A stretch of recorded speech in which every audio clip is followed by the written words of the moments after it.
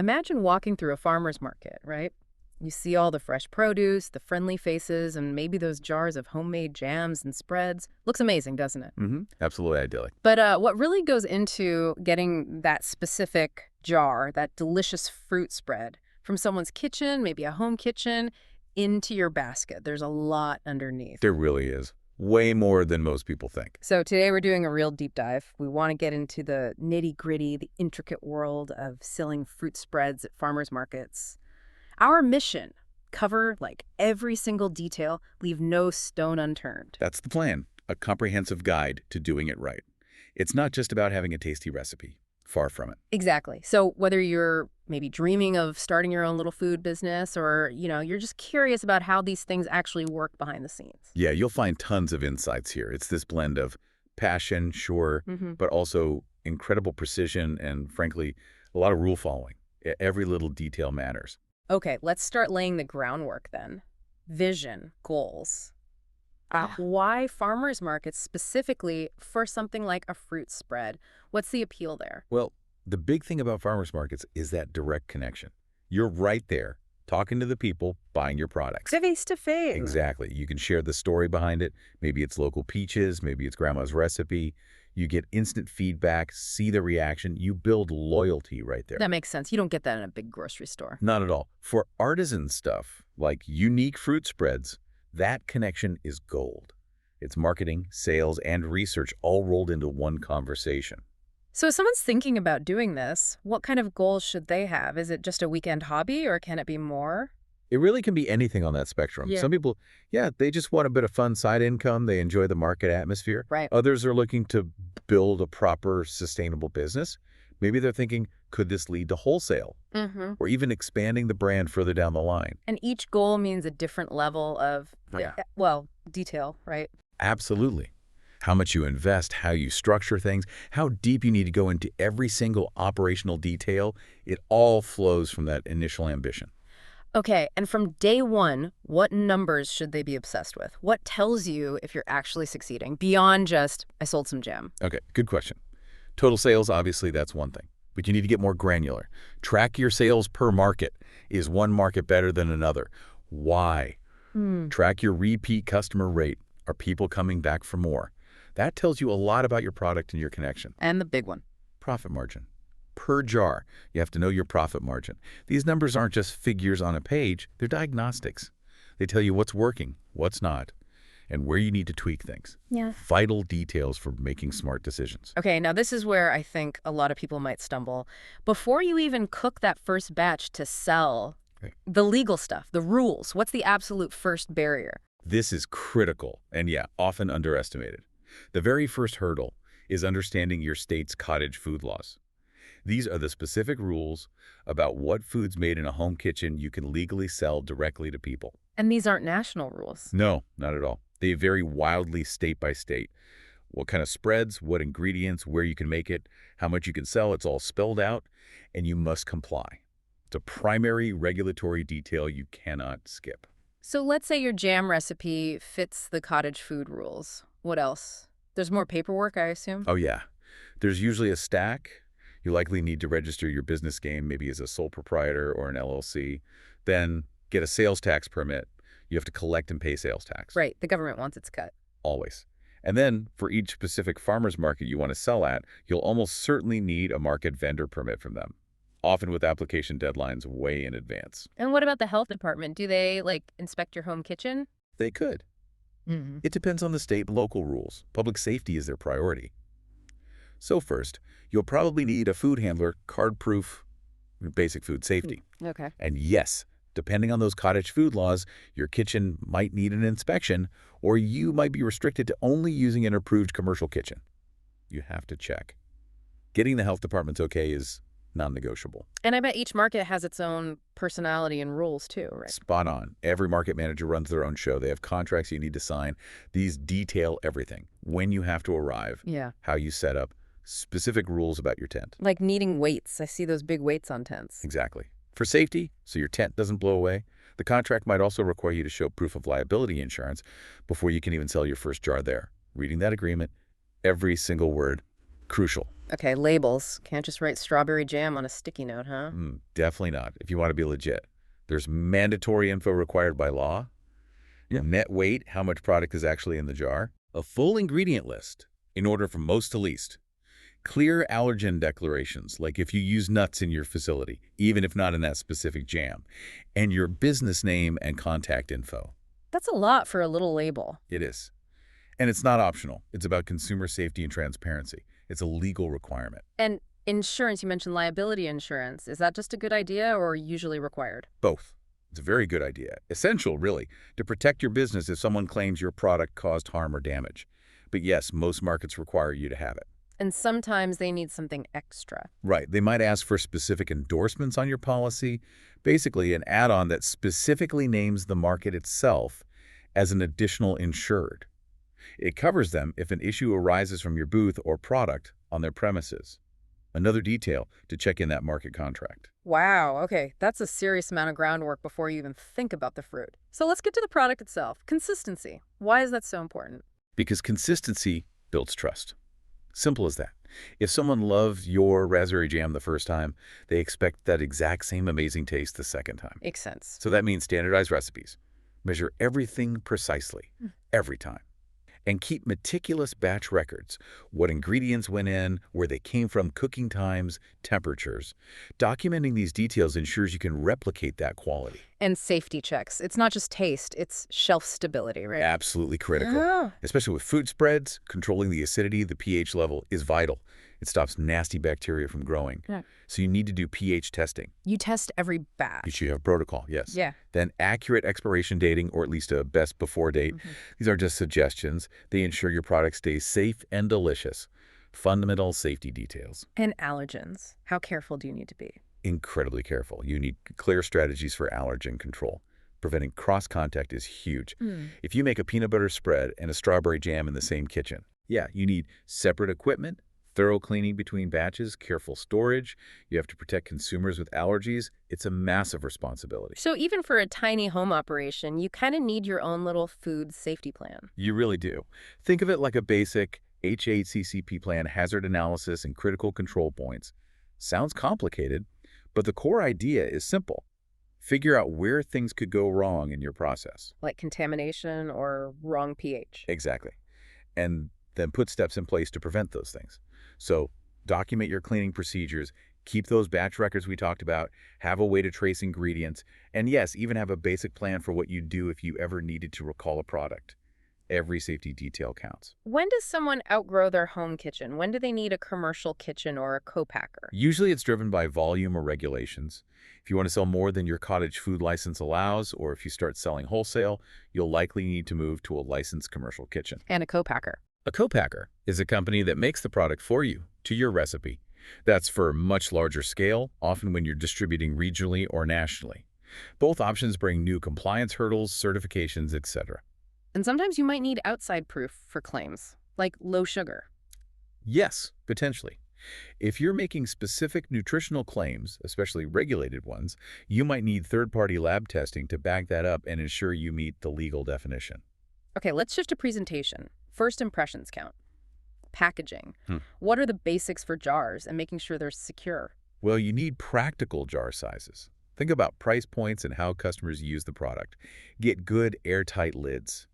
And absolutely crucial, tamper-evident seals. Those little plastic bands or pop-top lids? Exactly. They show the customer the jar hasn't been opened. It's often legally required, but more importantly, it builds huge consumer trust. A vital detail for confidence. What about making it look nice? Gift options. Oh, definitely think about that. Little touches matter. Maybe a small fabric topper tied with twine, a nice tag, or bundling a few small jars in a simple box. It elevates the product, makes it giftable, especially around holidays. Label design seems tricky. You need the legal stuff, but you also want it to look good and tell your brand story. It's a balancing act, for sure. Your label needs to be compelling, catch the eye, reflect your brand's personality, but it also has to fit all that required info ingredients, weight, allergens, contact, and be easily readable. Clear fonts, smart layout. It's your silent salesperson. You mentioned batch records. What about batch coding on the jar itself? Super important. That little code on the jar links it back to your batch records. It's key for traceability. If there's ever a problem, you can identify exactly which batch it came from. It's essential for inventory management and your safety plan, a crucial detail. And barcodes, UPCs. When do those become necessary? That's thinking ahead to retail. If you dream of seeing your jars on grocery store shelves, you'll almost certainly need a UPC barcode. Retailers use them for scanning and inventory, not usually needed just for farmers markets, but good to know about if scaling is the goal. What about sustainability and packaging? Is that a big deal for market shoppers? Increasingly, yes. People appreciate eco-friendly choices. Using recycled glass, labels made from sustainable materials, maybe even offering a small discount if people return jars for reuse or recycling. These things resonate with many market customers. It aligns with the farmers market ethos. Right, let's talk money. The numbers game. Pricing, accounting. How do you figure out the real cost of making one jar? It's more than just fruit and sugar, right? Oh, way more. This is where you need painstaking detail. Calculate your cost per unit accurately. Yes, ingredients, jars, lids, ladles, but also factor in your labor, put a value on your time. Market fees, divide the fee by the number of jars you expect to sell. Transport costs, utilities, insurance costs allocated per jar. You need to capture every single expense associated with that jar to know your true cost. Wow. Okay, once you have that magic number, how do you set a price that works? Competitive, but, profitable? Well, start with your cost. Add your desired profit margin. What do you need to make it worthwhile? Then look around. What are similar products selling for at that specific market in local shops? Do some recon. Absolutely. You don't want to price yourself out, but don't undervalue your hard work either. You can also consider psychological pricing like $7.99 instead of $8. Find that sweet spot. And taxes. Gotta handle the sales tax correctly. Non-negotiable. You need to know your local and state sales tax rates, collect it accurately at the point of sale, and crucially, set it aside and remit it to the authorities on time. Don't treat sales tax collected as your own income. Big mistake. How do people usually take payments at markets these days? Still mostly cash? Less and less. You need options. Cash is still used, yes. But you absolutely need a way to take cards. Mobile POS systems like Square or Stripe are common. Factor in their transaction fees when calculating your costs and prices. Right, those fees add up. They do. And have a system for reconciling your cash and card sales at the end of the day. Keep it clean. Bookkeeping doesn't sound fun, but necessary. What are the absolute basics someone needs? Even if it's just a spreadsheet, you need essentials. A detailed log of all sales, good inventory, tracking what you made, what you sold, what's left, a simple profit and loss statement to see if you're actually making money overall, and maybe a break-even analysis. How many jars do you need to sell just to cover all your costs? Knowing these numbers is power. And thinking longer term, what about financial planning for growth? Yeah, basic cash flow planning, understanding when money comes in and when it goes out is vital. And developing a reinvestment strategy. Decide how much profit you'll systematically put back into the business for better equipment, marketing, new ingredients to fuel that growth. Okay, shifting gears to branding and marketing. How do you make your jam stand out when there might be other jams there? You need a strong brand identity. What's your story? What makes you unique? Develop a memorable name, a professional-looking logo, a consistent tone of voice in your signs and interactions. What's the overall feeling? Rustic, gourmet, fun. Make it consistent. And that story element, why is that so powerful for food? Because people connect with stories. Don't just sell jam, sell the story of the jam. Talk about the local farm where you got the berries, the unique spice blend you use, the traditional method. Yeah. Is it a family legacy? That narrative makes an emotional connection. What physical marketing stuff do you need at the booth? Good visuals are key. A professional banner with your name and logo. Maybe some recipe cards suggesting ways to use your spreads goes beyond just toast. High-quality photos are great for social media or a simple website. And definitely build a social media presence. So how do you keep people engaged beyond just that market day interaction? You want to build a relationship.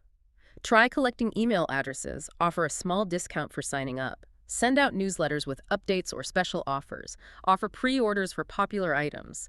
Run market day specials. Maybe a simple loyalty card. Buy 5 jars, get 1 free. That makes sense. Keep them connected. Yeah, turn those one-time buyers into repeat fans. What about connecting with other vendors at the market? Absolutely. Collaborations are fantastic. Team up with a baker. Our jam is amazing on their scones. Or a cheesemaker. Do cross-promotions. It expands everyone's reach and builds a sense of community. Okay, the big day, market day logistics. Just getting accepted into a market can be a process, right? It definitely can be. First, the application. Many markets have a jury process. They want to see your product, your setup, make sure it fits their vibe. Then there are vendor fees to pay, and you'll need that proof of insurance we talked about. Apply early, read their requirements carefully. And setting up the actual booth space, what are the must-haves for a good setup? Okay, essentials. A sturdy tent, properly weighted down safety first. Clean tables with nice tablecloths. Risers or shelves to create different heights and make the display more interesting. Not just flat jars on a table. Right. Make it visually appealing. Good, clear signage with your prices, and maybe some simple lighting if it's an early morning or evening market. Presentation matters hugely. Every detail of the booth counts. And thinking about everyone being able to access your booth. Really important point. Make sure there's enough space for people to move around easily, including wheelchairs or strollers. Keep pathways clear. ADA compliance is something to consider. Be welcoming to everyone. Temperature control, you mentioned keeping things cool, especially for samples. Yes. Even if your seal jars are shelf-stable, samples need care. Use coolers with ice packs. Keep backup stock out of direct sunlight. If you have anything that must stay cold, maintain that cold chain meticulously. Okay, give us the ultimate checklist rundown. What absolutely needs to be in that market day kit? The forget-me-nots. The panic list. Okay, POS system card reader fully charged, cash box with change, your signs, tablecloths, risers, tent weights, business cards or flyers, bags for customers. Your sampling station supplies cups, spoons, napkins, gloves, sanitizer, trash bin, a small first aid kit, maybe some basic repair stuff for your tent, like zip ties, scissors, tape. Think through every single thing you might need. And just getting everything from the car to the spot and back. Plan that too. Have a cart or dolly if needed. Figure out the most efficient way to load in and load out. Have designated spots in your booth for storing extra inventory or personal items neatly. Keep it organized. What if you have help? Staffing considerations. If you have someone helping, be clear on roles. Who handles cash? Who talks to customers? Make sure they understand basic hygiene and food safety for sampling. Have a schedule if needed. A good team makes a huge difference. All right, interacting with customers. Sales, sampling. Let's start with sampling safety again. It's critical. Absolutely critical. Follow market rules and health codes strictly. Usually means single-use items, gloves, maybe a sneeze guard. Keep the sample area clean, manage waste properly, protect your customers and yourself. Beyond just tasting, how do you effectively sell? What works? Engage people. Tell that story we talked about. Offer pairing suggestions. This peach bourbon spread is amazing with grilled pork. Maybe do a simple demo. Upsell if it makes sense. If you like the strawberry, you might love our strawberry rhubarb. Offer bundles 3 small jars for a special price. And gathering customer info while you're busy selling. Have that email sign-up sheet visible, or a QR code linking to your website or social media. Maybe simple feedback cards. Make it easy for interested people to stay connected. How do you build loyalty right there at the booth? That loyalty punch card is a simple, effective tool. Mentioning a potential subscription box could gauge interest. And always be listening for wholesale opportunities a local cafe owner might walk by. Be ready to chat about that possibility. And inevitably, someone might have an issue or complaint. How do you handle that? Gracefully. Listen carefully. Be empathetic. Have a clear return or refund policy and communicate it calmly. Sometimes just being heard and treated respectfully can resolve things. Even if you can't offer exactly what they want, turn it into a positive interaction if possible. Okay, thinking bigger picture now. Beyond just that one market booth. Growth. If things are going well, how do you expand? The obvious first step is maybe adding more farmers markets. But remember, each market has its own personality, customer base, and application process. Don't assume success in one guarantees success in another. And think about the logistics. Can you produce enough? Can you manage inventory across multiple sites? Yeah, and this is where those details come back again, right? You're thinking wholesale. Right. You need a different approach. How do you find buyers for retail shops, cafes? What's your wholesale pricing structure? Do you have sell sheets? Can you guarantee consistent supply? It's a whole new ballgame. Which might lead back to needing a bigger kitchen. Exactly. Scaling up production often becomes necessary for wholesale. That might mean moving to that commercial kitchen or even exploring a co-packer if the volume justifies it. Revisiting that production decision. What about selling online? Setting up your own web store? Opens up a huge potential market, but brings its own challenges. You need good photos, descriptions, a payment system, and shipping. That's a big one. How do you package jars so they don't break? What are the shipping costs? Carrier rules for food, labeling for selling across state lines. Lots of logistical details there. And seasonality seems key for fruit spreads. How do you leverage that? Embrace it. Develop a seasonal calendar. Offer limited edition flavors when specific fruits are at their peak: rhubarb in spring, berry medleys in summer, apple butter in fall. It creates excitement, encourages people to buy now, and highlights your connection to fresh, local ingredients. Okay, let's plan for problems. Expecting the unexpected. Weather is a big one at outdoor markets. You have to have a weather plan. Secure that tent. Have sidewalls ready for rain or wind. Protect your products from direct sun or getting soaked. Know the market's policy on closing early due to severe weather.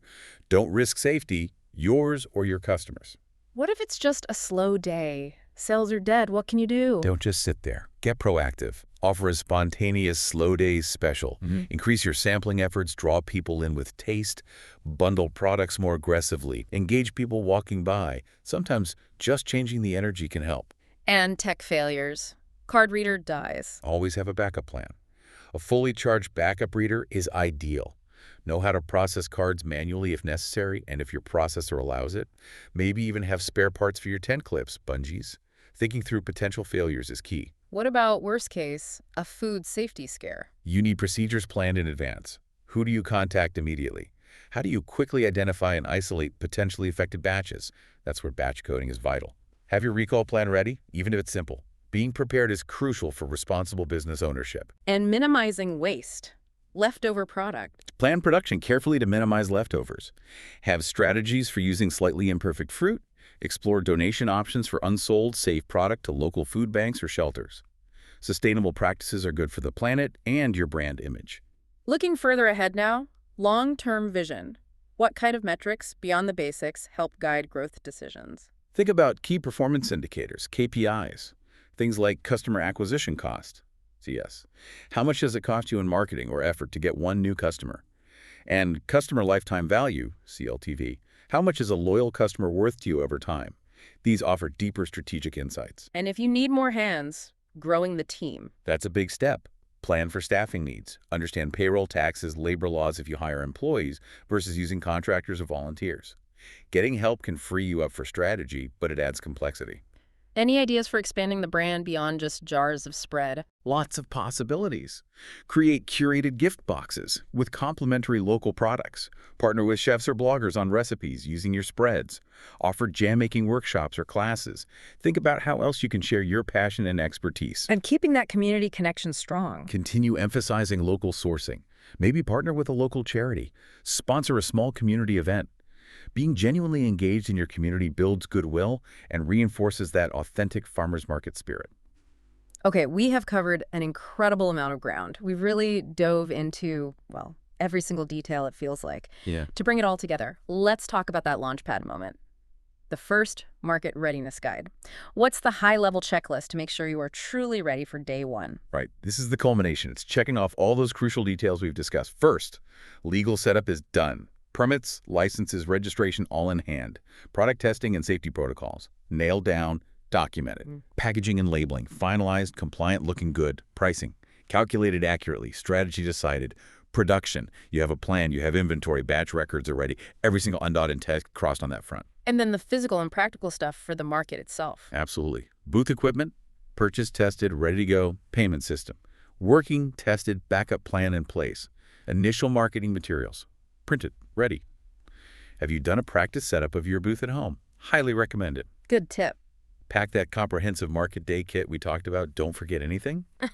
And finally, have a plan for after the market, counting cash, reconciling sales, updating inventory. It's that total preparedness covering every single angle that sets you up for a smooth and successful first market. We really have peeled back the layers today. It shows the amazing amount of detail and just pure dedication that goes into selling fruit spreads or really any artisan product at a farmer's market. It's so much more than just making something tasty. It truly is. You're essentially running a mini business ecosystem right there in a 10 by 10 tent. And success hinges on managing every single one of those details effectively. It makes you think, doesn't it? Every simple jar of jam you see represents this whole complex journey of rules, creativity, safety checks, and sheer hard work. Maybe next time you're at the market, you'll look a little closer. Or maybe if you're considering starting something yourself, you'll appreciate the depth required, what hidden complexities are behind the things we see every day. It really drives home that success isn't just in the recipe. It's in the meticulous, relentless attention to every single detail along the way.